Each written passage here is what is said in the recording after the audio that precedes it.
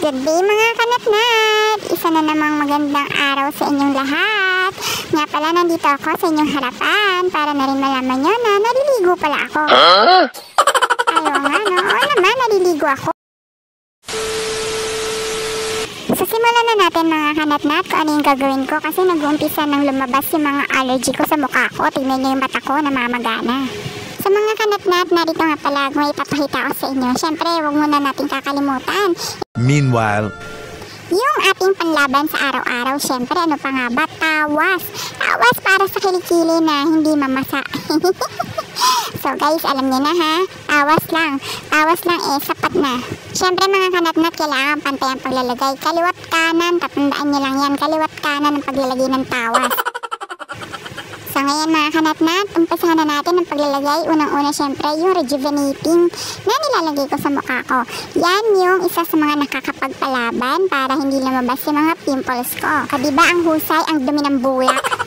Sunod mga kanatnat, ito yung niacinamide. So isa din siya sa mga nagpapalaban para sa mga pimples. So next naman guys is yung aking syempre pang eyebrow. Walang iba kundi yung pang eyebrow. So ayan, natapos ko na. So next ko naman guys yung aking sunblock. So yung sunblock na yan guys is tinted sunblock. So napakaganda ng sunblock na yan guys.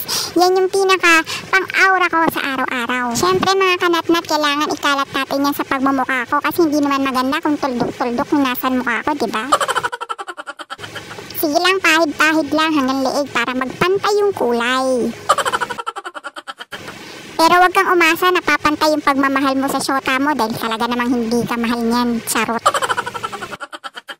Sa mga kanatnat, sunod naman ay yung aking lipstick. Yan yung lip tattoo, mga kanatnat na nakaraang vlog ko. Sa mga kanatnat, kailangan muna natin patuyuin yung aking lipi bago natin tanggalin yung nanuyo sa aking lipi para maging aurang-aura tignan. So, kailangan muna maglagay muna ako ng iba. So, gagawin ko muna ay maglalagay muna ako ng mascara. So, yan yung mascara, mga kanatnat na nakaraang sinabi ko sa inyo. Kaya lang hindi ko na siya na-post kasi hindi ko pa natatapos yung pag-i-edit ko. So, ito muna yung inuna ko.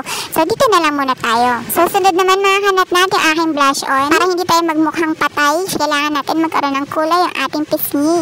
So, yan, kailangan lang natin munang ikalat. O, syempre, pagkakalat natin, kailangan malinis. Diba? Hindi yung katulad mga kalat ng iba dyan na kung saan-saan lang nilalagay. Ayan mga kanatnat, natuyo na yung aking labi. So, binabalatan ko na siya. Huwag kayo mag-alala, hindi yan totoong balat. Balat lang yan ng lipstick. Ayan mga kanatnat, natapos ko na yung aura ko for today. So, ayan, wala naman ibang gagawin ng inyong ate girl, kundi tumambay lang naman sa loob ng bahay dahil linggo ngayon. So, wala lang. Gusto ko lang ipakita sa inyo kung ano yung araw-araw na nilalagay ko sa pagmumukha ko. Ayan, sige, tanggalin mo pa hanggang sa wala nang matira sa'yo. Bahala ka sa buhay mo. Ayan mga kanatnat, tapos na. So, rarampa na ako sa loob ng aking bahay. Buti na lang natapos ko ang aking makeup tutorial bago pa lumlabasan yung aking mga allergy sa mukha ko. Ayan, pero nag-uumpisa na nga siyang lumabas sa ilalim ng mata.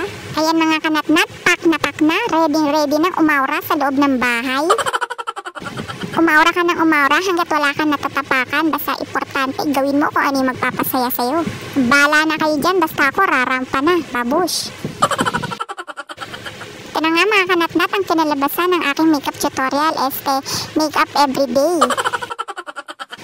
Sige lang, mag-feeling model ka. Ikot dito, ikot doon, model ng model. Ayan, close up para makita nyo kung ano yung kinalabasan ng makeup ko. Mga kanatnat, yung bata sa likod ko, wag nyo nang pansinin. Busy sa paglalaro ng family computer. So yun lang mga kanatnat, ready na ako para umaura sa loob ng bahay.